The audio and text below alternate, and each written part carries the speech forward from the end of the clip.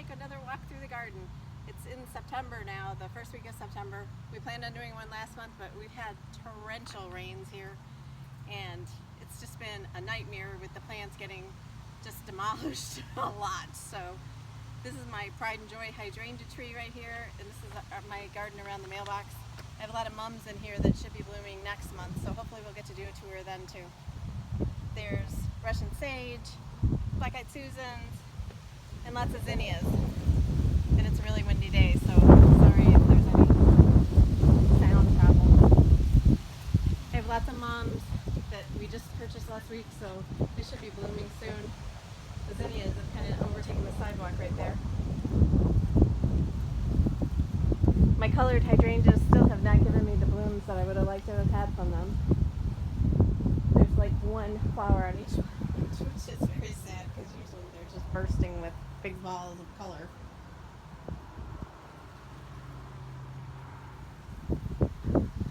The vanilla strawberry hydrangea, it starts out white and then it gradually turns to pink. And it's mostly pink right now. There's still a little bit of white on a few of them. And there's one big overachiever in the back. And the overachiever zinnias that are probably 5 feet, 6 inches tall right there. But everything is kind of laid down because of all the rains that we had. That's a little lime hydrangea, and now it's starting to turn the pink colors, and then green for fall. An old wheelbarrow with some pots and some hydrangea, or not hydrangeas, chrysanthemums, sorry, mums. And more zinnias. And my huge sunflower, the whole root ball came out of the ground. I have it tied to the tree right now. It came out of the ground last week with one of the storms. There was a tornado that touched down not too far away from here. That's a limelight hydrangea, and so far it hasn't turned, and all the black stalks are coneflowers that the birds love to eat. Very corner of our yard, and there's roses, sage, irises, zinnias, Russian sage with lots of bees on it.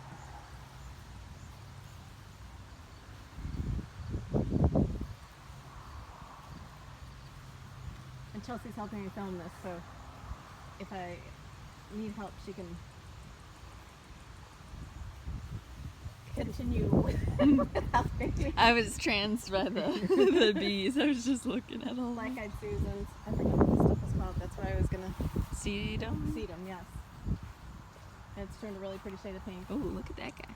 And there's a couple of hydrangeas in there, and then there's some purple asters that they bloom these little tiny purple flowers, and those will start blooming soon. More Russian sage, an incredible. The hostas I had to cut all the way back because we had really high temperatures in the 90s, and it really messed them up, but they're starting to come back now. And then this is a pinky winky hydrangea. Sorry it's so windy, but this is like the only day we have to do this. And these zinnias on Sunday or Monday, when we had that bad storm, the sunflowers all fell on top of them, so they all got smashed. Now the sunflowers are tied up to the fence, but the zinnias are still. You can see the resilience of a zinnia though when you look at something like this, where it's fallen over right here, but it's decided to just come straight up. So they'll just perk right back up eventually. But they still look pretty, so I can't. I've cut the dead ones off, trying to, and pretty soon the sunflowers will all be coming out when they're finished.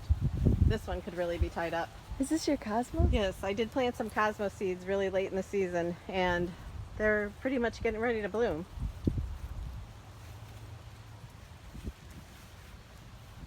That's a bucket filled with verbena and the mini petunias, and then a bucket of basil with some asters that seed themselves all the time.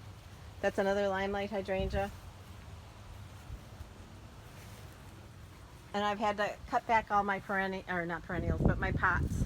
They've all been cut back, so they'll start to bloom again a little bit more. They're all looking a little bit sad. So let's go to the backyard. And the zinnias are all doing really well. The tomatoes, not so much. We have gotten a lot of tomatoes off of them, but they're all starting to die out now. It seemed like after those last storms that they are just done. So we'll be pulling them out. And hopefully I'll have one or two like cherry tomatoes that keep us through a couple more months. But we've been picking probably 40 to 50 pounds a week for the past few weeks. Her peppers and her eggplants are really starting to take off though. Okay. And then back in the back there's cucumbers, and the one tall one, that's those English seedless cucumbers, and they have just been amazing this year. And I think next year I'm only going to plant those. There's zinnias everywhere.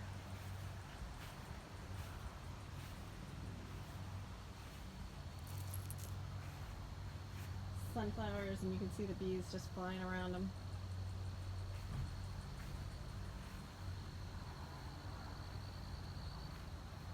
More zinnias. And this is a fancy zinnia. It's the Queen Orange Lime. And you can see all the different flowers that are coming from that one plant.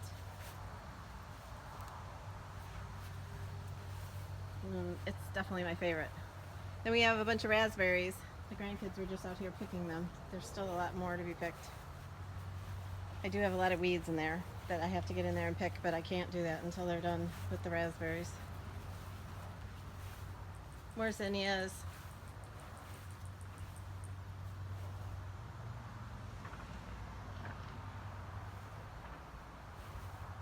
And this was the area that last year I absolutely hated because it was just filled with hostas, and I ripped it all out.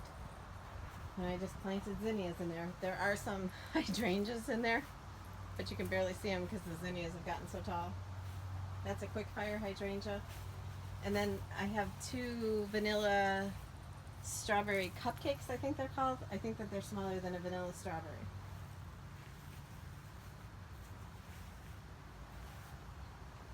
And then that sunflower is one sunflower with 9,000 flowers on it.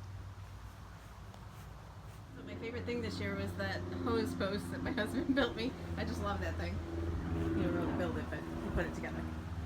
Anyway, these are asters that reseed themselves, and they like fall in the pot and they come back up. They bloom in August usually.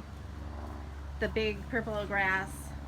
I still need to get some more mums. I want to put some mums in these pots, but I just haven't gotten to it yet.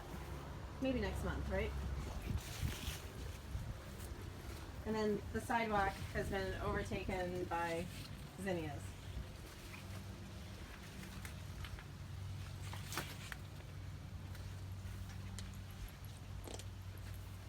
It's funny to watch the grandkids walk through here because they're taller than they are. These are taller than you. And then there's a lot of mums in here. This is on the outside of our fence on the other side of the yard, and we didn't show you this the last time, but there's sedum, and I planted a bunch of zinnias, and there's alyssum coming out of the rocks. And there are some super petunias in there too, but I don't know where they are right now. There was black-eyed Susans, and there's a bunch of mums. And then the hydrangeas that are Annabelle hydrangeas, they're looking a little bit sad right now, but that's what happens when you get huge torrential downpours. The patio table, there's a pot with basil and oregano that we use all the time for cooking. And then I have this area up against the fence that is filled with alyssum and zinnias and some super petunias.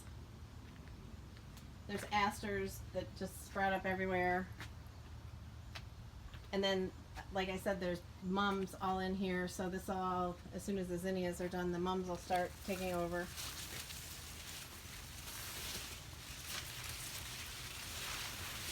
I actually had to cut a lot of this back because it was after the storms, it was horrible. You couldn't get through.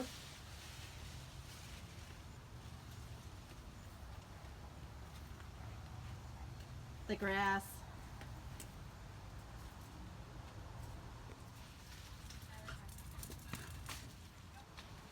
This is another little lime hydrangea. And there's Ronnie on her Shetland hunt. And Chelsea's dog, Liberty.